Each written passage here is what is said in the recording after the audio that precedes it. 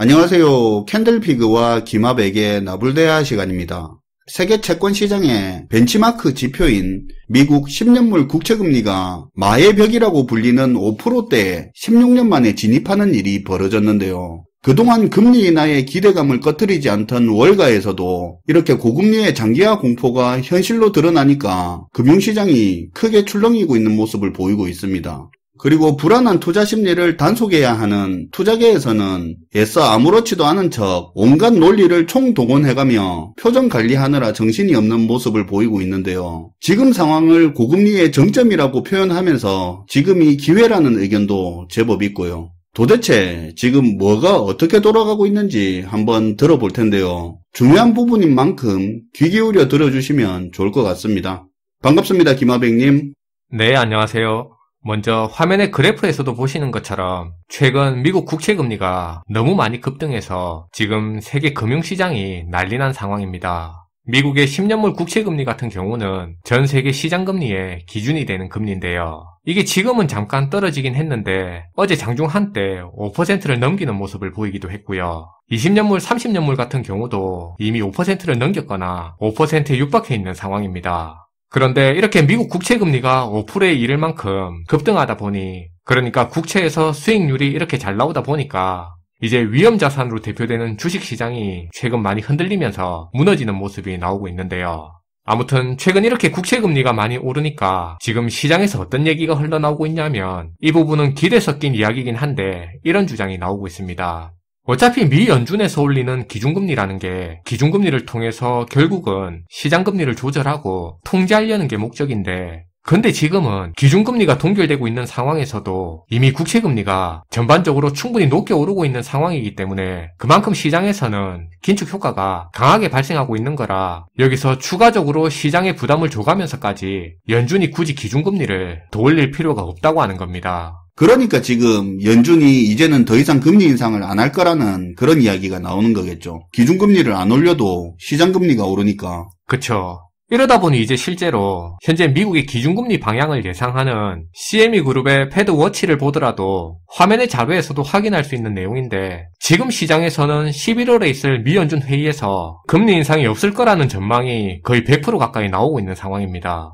그럼 이제 이런 국채 금리 상승에 대해서 미 연준 의장인 파월의 입장은 어떨까요? 지난 18일에 미 연준 의장 파월이 뉴욕 경제클럽 연설에 참석해서 이런 발언을 한 게 있습니다. 지난 2022년 3월에 미 연준이 처음 금리를 올린 이후로 물가 안정을 위해서 지금까지 고강도 통화 긴축 정책을 펼쳐오고 있었는데, 이에 대한 효과로 2022년 6월에 7.1%로 최고점을 찍었던 개인 소비 지출인 PCE 물가가 지난 9월에는 3.5%까지 떨어져서 인플레이션을 낮추는데 그동안 펼쳤던 통화 긴축 정책이 효과가 있었다고 얘기를 했습니다. 그러면서 이제 뒤에 중요한 얘기를 했는데요. 앞에서 통화 긴축 정책이 효과가 있었는데도 불구하고 연준이 목표로 하는 2% 수준에 비하면 여전히 지금 물가는 너무 높은 상태이기 때문에 연준 의장 파월 자신을 포함한 나머지 연준 위원들 모두는 인플레이션이 2%대로 내려갈 때까지 지금의 긴축 방향성을 계속 유지할 생각이라고 했고요. 2% 물가 목표에 대해 자신들은 단호한 입장이라는 걸 연설 내내 계속 강조했습니다. 뭐 이거야 지금까지 계속 해오던 말이니까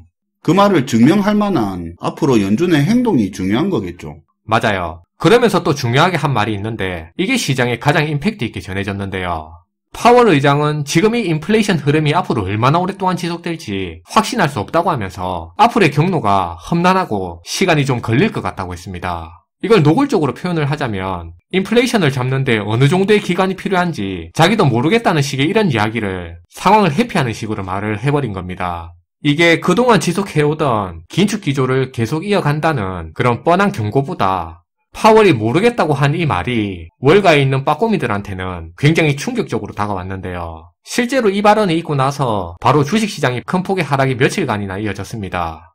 간단하게 정리하면 지금 파월의 입장은 이겁니다. 앞으로 물가 흐름이 어떻게 흘러갈지 자기도 잘 모르겠다. 대신에 물가 목표 2%까지는, 그러니까 인플레이션이 완전히 잡혀서 확인 사살에 다시 고개 못 드는 게 확인이 될 때 그때까지는, 언제까지가 될지는 모르겠지만 지금 하고 있는 이 통화 긴축 기조는 단호하게 계속 이어가겠다고 해서 고금리 장기화를 다시 한번 못 박은 겁니다. 안 그래도 지금 인플레이션이 깔끔하게 안 떨어지는 그런 스티커처럼 끈적끈적하게 떨어지지 않는다고 해서 지금의 인플레이션을 스티키 인플레이션이라고 부르잖아요. 그쵸. 안 그래도 그런 상황인데 최근 중동 변수처럼 인플레이션을 가중시키는 변수들만 계속 터지니까 자기도 모르겠다고 그냥 물가 목표 2% 될 때까지 긴축 계속 이어가겠다고 해버린 거죠. 그러니까 파월은 국채금리가 크게 오르면서 시장금리가 크게 오르는 이런 상황에서 연준이 굳이 긴축 기조를 이어갈 필요가 없다는 이런 시장 의견하고는 완전히 선을 긋고 있는 겁니다. 그런데 사실 지금처럼 미국 국채금리가 오르는 이런 상황이 우리가 전혀 예상을 못해서 갑자기 맞은 일이 아닙니다. 주로 투자업계에 있는 사람들을 중심으로 많은 사람들이 올해 들어 채권금리가 곧 떨어질 거라고 전망을 해왔었지만 사실은 지금 같은 이런 국채금리 상승은 이미 예견된 일로 정해진 흐름이었습니다. 갑자기 발생한 변수 같은 개념이 아니라는 건데요. 저희 같은 경우도 이미 올 초부터 여러 영상을 통해서 반복적으로 계속 해오던 얘기였고요.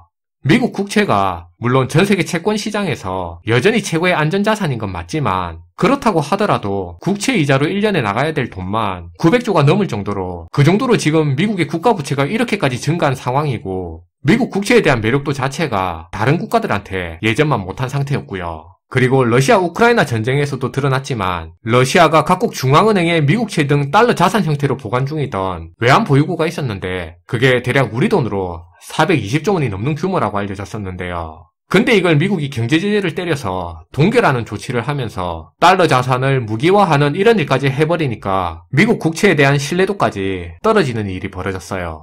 미국 국채가 안전한 자산이라고 생각을 했는데 미국하고 척지면 꼭 그렇지도 않구나 하는 걸 확인시켜 준 거잖아요. 그때 많은 전문가들도 미국 자산에 대한 신뢰도를 떨어뜨리는 행위가 될 수 있다는 그 말을 많이 했었고. 맞아요. 그러다 보니 이걸 본 미국이랑 마찰 상황에 말려들 수 있는 다른 나라들도 나중에 어떤 이유가 됐든 상황에 따라 자기들도 언제든지 러시아처럼 그렇게 당할 수 있는 문제라고 인식하게 됐고요. 그러다 보니 달러나 미국 국채 확보에 대한 의존도를 점점 낮추려고 하는 흐름이 시장에서 강해져 가게 됐습니다.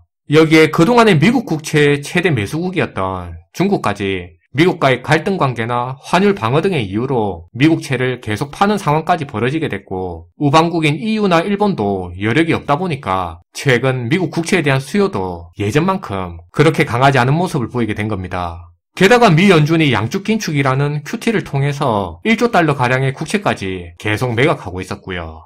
그러니까 미국채 수요는 예전만 못한데 채권 시장에서 미국 국채에 대한 공급은 지속적으로 크게 늘어나고 있는 상황이었기 때문에 사실은 지금 같은 국채금리 상승은 이미 예정돼 있던 흐름이었습니다. 특히 지난 6월 같은 경우는 안 그래도 미국 국채 수요는 줄고 공급이 느는 상황인데 한술 더 떠 미국 정부가 나라 살림에 쓸 통장까지 고갈해버리는 상황까지 벌어지게 됐는데요. 아마 까먹은 분도 계실 텐데 지난 6월에 미국 정부가 국채를 추가로 더 발행할 수 없으면 당장 만기가 돌아오는 국채 상환도 못하는 지경까지 이르게 되면서 미국 의회에서 정부의 부채 한도 상향 협상까지 통과시키면서 올해 말까지 최소 1조 달러가 넘는 대규모의 국채를 또 발행하기로 했었습니다. 그때가 6월로 미국채 10년물 금리가 3% 중반대를 형성할 때였는데요. 당연히 이렇게 미국채 공급이 대규모로 늘게 되면 느는 만큼 채권 가격은 떨어지는 거고 한편으로 채권 금리는 더 올려야 팔릴 거라 금리는 높아질 수밖에 없는 건 상식입니다.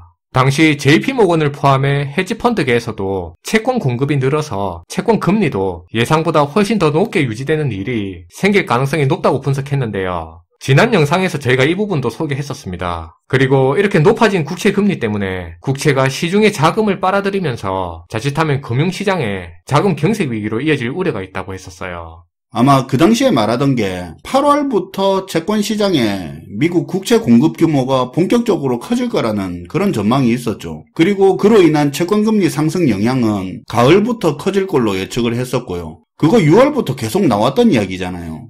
네. 아무튼 지난 6월 미국 정부의 부채 한도 협상이 타결되고 나서 미국의 국채 발행 증가로 국채 금리 상승에 대한 우려가 나올 때 그때 투자업계에선 이런 주장이 많이 등장했습니다. 미국 채권 시장에서 국채 공급이 늘어난다 하더라도 국채 금리가 상승할 가능성이 적다고 했는데요. 왜냐하면 그때 단기 금융상품에 들어가 있던 MMF 자금이 거의 한 5조 5천억 달러 정도 됐는데 그게 이제 나중에 국채금리가 오르면 채권 시장에 들어가서 공급 물량을 받아주는 수요 역할을 해줄 수가 있다는 거였습니다. 그렇기 때문에 국채 금리가 우려할 정도로 오를 수 없다. 네. 그래서 투자업계 기준에서 봤을 땐 당시에 이미 미국 10년물 국채 금리가 3% 중반대로 충분히 높은 상태라고 봤기 때문에 거기서 국채 금리가 더 올라갈 거라는 말이 그때는 마치 시장을 부정적으로 보는 사람들의 소설처럼 그렇게 말도 안 되는 얘기로 취급이 됐었습니다. 아마 기존의 영상을 계속 보신 분들은 기억을 하실 거예요. 어쨌든 지금 결국은 국채 금리가 계속 올라서 5%대에 육박하게 됐고요. 미연준 의장 파월도 인정한 것처럼 앞으로 이런 고금리가 계속 장기화될 가능성이 되게 높아지게 됐습니다.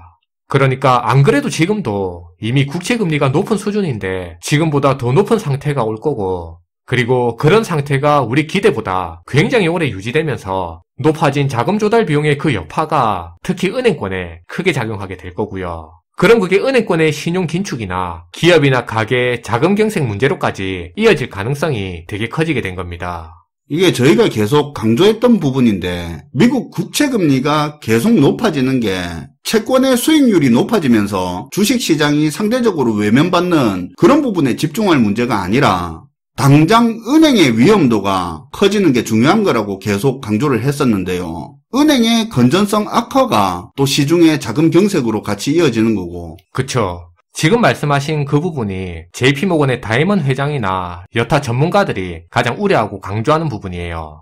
그리고 특히 자산의 상당 부분을 채권으로 가지고 있는 미국의 중소형 은행들 같은 경우에는 지난 SVB 사태 때 본 것처럼 채권 금리가 오르는 만큼 반대로 채권 가격이 떨어져서 자산 건전성에 문제가 생겨서 예금 감소나 예금 이탈 현상이 다시 생길 수도 있는 겁니다. 그럼 예금이 줄어드는 만큼 대출이 또 줄어들게 될 거고 국채금리가 오르는 만큼 은행의 자금 조달 비용이 올라서 그래서 또 대출을 꺼리게 될 수도 있고요. 그러니까 시장 전반적인 신용 경색 현상이 앞으로 더 강해질 수 있다는 겁니다. 그리고 추가적인 문제로 미국의 국채금리 상승으로 인해 특히 미국보다 경제 규모가 작고 신용도 낮은 그런 신흥국들 같은 경우는 미국의 국채금리보다 자국의 채권금리를 더 높게 유지해야 할 상황이 만들어질 수 있으니까 이게 신흥국들 국가에서 해외 자본이 빠져나가게 되는 국가 신용경색이 발생하는 그런 서든스톱 현상이 발생할 가능성도 되게 높아지게 됐다는 겁니다. 우리나라 같은 경우가 이런 위험에 자유롭지 못한 상태인 거고요.